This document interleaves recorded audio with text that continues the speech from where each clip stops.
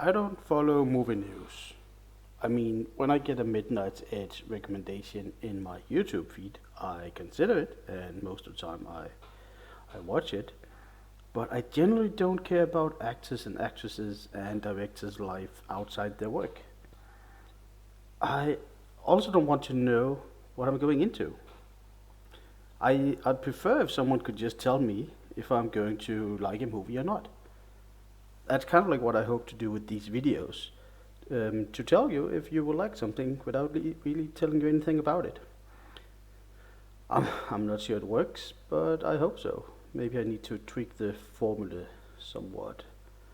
I mean, so far no one really seems to watch my videos anyways. Like the last 11 videos has a combined 0 views. Um, Not sure why, but maybe I'll figure that out one day. That means if you are listening to this, thank you. You're also part of the special elite club.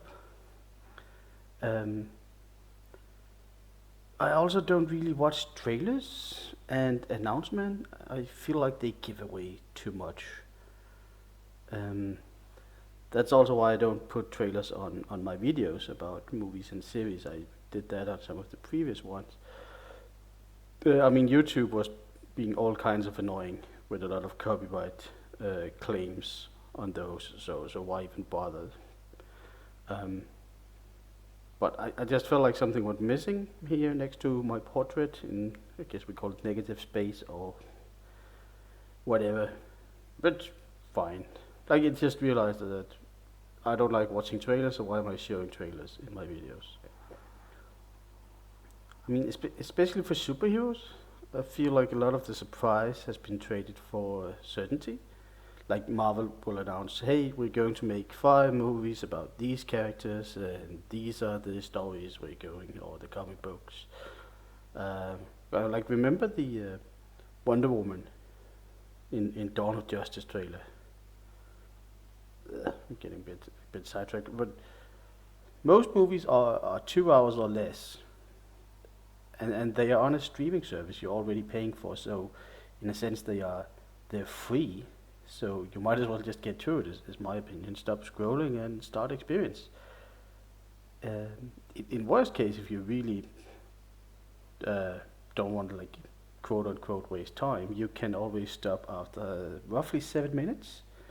I think that's generally known as the hook in movie making. Is that a movie should have its audience hooked after 7 minutes, and then after 20, you should know uh, roughly the settings, where's the norm, what's the standard in the as well the movie is depicting, and then after 30 minutes, um, not 30 onto those 20, but so roughly 20 minutes after everything's established, you have what you call the incident, or yeah, the twist or something. That's usually where something happens, and then the rest of the movie can try to resolve. But there's this general idea that saying the first 7 minutes should be the movie at its most appealing or trying to get you hooked. So if you are stuck on Netflix, just watch the first 7 minutes, put a timer, or maybe if you don't realize 7 minutes have passed, maybe you are enjoying the movie.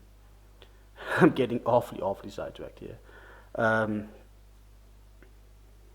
all of this is just to say that I generally don't follow Hollywood news, but I remember names and sometimes I look them up, or I have that thing where if I think like I recognize an actor, I need to see where do I know this guy from. In Cocaine Bear, it turned out it was the guy that played Han Solo. But then again, I also only watched Solo once. Imagine.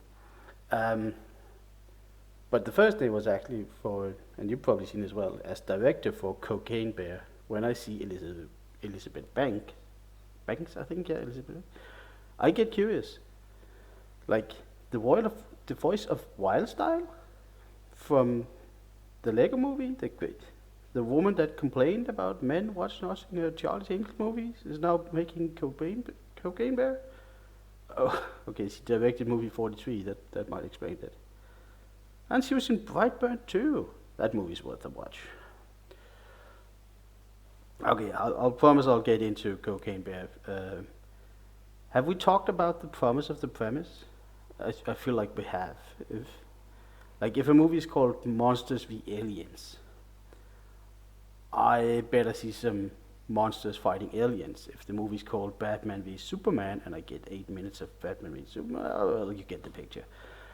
All of that is to say that Cocaine Bear, I am happy to report, has a bear on cocaine. Thank you. You get what you pay for. It does what it says on the tin. Um, is the movie gory? I feel like that might be a question worth answering, and I will say no, not really. There's some very obvious plastic potatoes. Is that how it's pronounced? Prostheses? There's some fake legs, is what I'm trying to say. And they're really fake looking. You will see some people get dragged backwards into bushes, and you will see blood coming from off screen. That will also save the VFX people from making the bear bite into a CGI person or something. The Revenant is still the one to beat when it comes to bear fighting. Cocaine Bear might have some aspirations toward a dark comedy, and that took me a while to pick up on. Like there's this forest ranger woman, and she comments on her thirsty beaver. I'm not sure I can explain that on YouTube. No, actually, no, it's not thirsty. She has a stuffed beaver on her desk, and she's flirting with a local wildlife expert, and he says, "You have a dusty beaver, ranger," and she's like, "Yeah, I'm working on it." Like, there's a lot more of that humor than I thought. I didn't thought there would be any, but that was quite a bit of it. I don't think I picked up on most of it. Sadly, Cocaine Bear can't keep the pacing up for the 90 minutes runtime, and by the end I was completely checked out. The initial joke is not strong enough. It's based on a true story, so I can't complain about them not going certain places or the extra mile. I'm not sure how much they've made up or added to the story.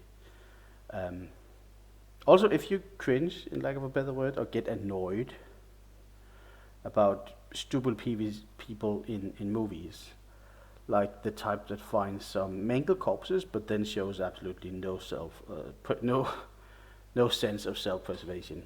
You know, the type that can't seem to hold a car on the road because they have to scream and look everywhere else than right in front of them. This movie has a handful of those, so be warned.